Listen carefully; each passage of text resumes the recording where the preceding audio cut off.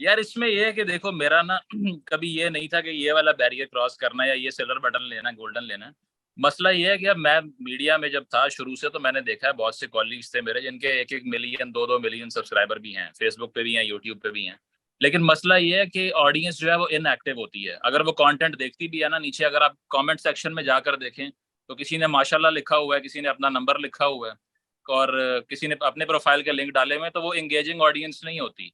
और साथ साथ ये भी कि अक्सर लोगों के मिलियन फॉलोअर्स भी होते हैं, लेकिन व्यूज काउंट जो होता है वो ऑलमोस्ट होने के ना होने के बराबर है। अगर किसी का 1 मिलियन है, उसके 10,000 20,000 व्यूज आ रहे हैं, ऐसे भी चैनल हैं, क्योंकि कंटेंट एंगेजिंग नहीं होता। तो वो मेरा था कि यार ऐसा चीज ना बनाऊं कि एक हर्ड बन जाए इतना बड़ा और नंबर क्रॉस हो जाए, लेकिन एंगेजमेंट बहुत कम हो, डिबेट ना हो आपके कंटेंट पे, तो फिर उसका फायदा नहीं है।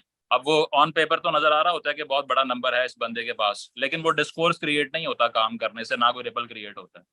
तो मेरा शुरू से यही था, इवन जब 20-30 हजार फॉलोवर भी थे तब भी आई यूज टू एंजॉय इट। उसकी वजह यह है कि फेसबुक पे, यूट्यूब पे और जगहों पे, व्हाट्सएप पे क्लिप सर्कुलेट करते थे। तो जो इफेक्टिवनेस है that always goes beyond the number, जो कि आपका सब्सक्राइबर काउंट है। और अब भी यही है कि अगर मिलियन हो जाए या 500K हो जाए, 100K हो जाए, इन दी एंड बात यह है कि एंगेजमेंट कितनी है, एक्टिव फॉलोअर्स कितने हैं, और जो नीचे देख रहे हैं उनका कलेक्टिव आईक्यू क्या है। अगर तो ऑडियंस आपकी वो वाली है जो किसी लीडर को सपोर्ट करने की वजह से आ गई है, और वो देख के सिर्फ ये लिख रही है कि माशाल्लाह खान साहब अगले वजीर आजम बनेंगे या नवाज शरीफ जिंदाबाद, तो उसमें आपने क्या किया है? नथिंग। आपने किसी और को हाइप दी है और वो उसको देखने के लिए आ रहे हैं, तो आपका अपना कोई मीनिंगफुल कंटेंट नहीं है। तो मेरा एम तो शुरू से यही था कि चाहे 20,000 सब्सक्राइबर हो या 30 हो या 40 हो या 100K हो, लेकिन ये एंगेजमेंट जो है ये बरकरार रहे। ऐसा ना हो कि चैनल पे सब्सक्राइबर बढ़ गए हैं लेकिन वीडियो लोग देख नहीं रहे, या देख भी रहे हैं तो उससे कोई डिस्कोर्स क्रिएट नहीं हो रहा। तो सबसे इंपॉर्टेंट चीज तो वही एंजॉय की है मैंने, और उसके लिए अगर 100K हुआ भी है तो कोई इतना डिफरेंस नहीं आया।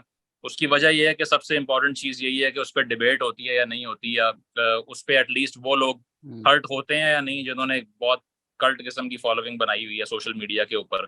या क्रिटिसाइज अगर उन लोगों को करो तो वो क्या रिएक्ट करते हैं आगे से। तो सबसे बड़ा जो बैरियर रहा है, जो लोग भी पूछते हैं, वो यही होता है कि यार डिप्रेशन नहीं होता आगे से जब इतनी मैस लेवल पे गालियां पड़ती हैं या धमकियां आती हैं या फिर लोग कैंसिल कर देते हैं, कोई सुनता नहीं है। तो वो शुरू से एक कंसिस्टेंट पैटर्न रहा है और उसकी टेंशन नहीं ली मैंने। बहुत ही कम हुआ ऐसा कि उसको सर पे सवार कर लिया हो।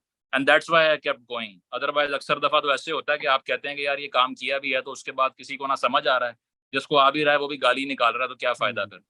तो इसीलिए मैं तो फेसबुक को ज्यादा वैल्यू करता हूँ अपने, क्योंकि फेसबुक एक शेयरिंग प्लेटफॉर्म है जहां पर एक कमेंट सेक्शन है, आप अपनी प्रोफाइल पे वीडियो को शेयर करके और लोगों को टैग कर सकते हैं। YouTube is a very different platform, और यूट्यूब के ऊपर उस तरह से इंगेजमेंट क्रिएट नहीं होती।